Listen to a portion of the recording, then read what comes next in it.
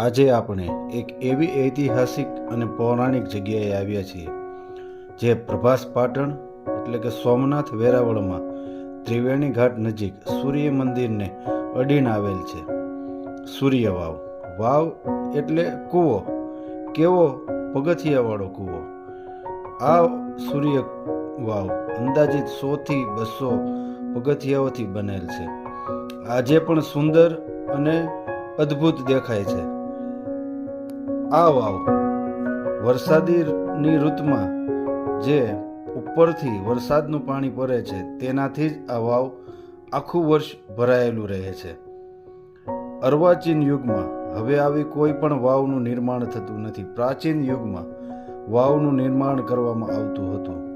હવે જૂજ વાવ જોવા મળે છે. ઘણી વાવો બંધ કરી દેવામાં આવી છે અને ઘણી વાવ જર્જરિત હોવાને કારણે તેનું મરમ્મત કામ થઈ શકે તેમ ન હોય, જેથી તેને બૂરી દેવામાં આવે છે અથવા બંધ કરી દેવામાં આવે છે.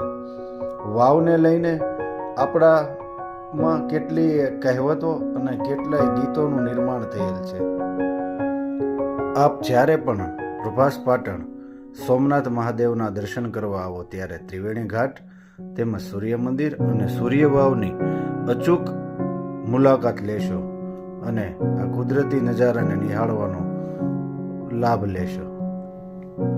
અમે આપને અમારા વિડીયો નિર્માણથી વિખૂટી પડેલી વિસરાયેલી સંસ્કૃતિ તેમજ સ્મારકોથી વાકેફ કરાવવાનો પ્રયત્ન કરીએ છીએ.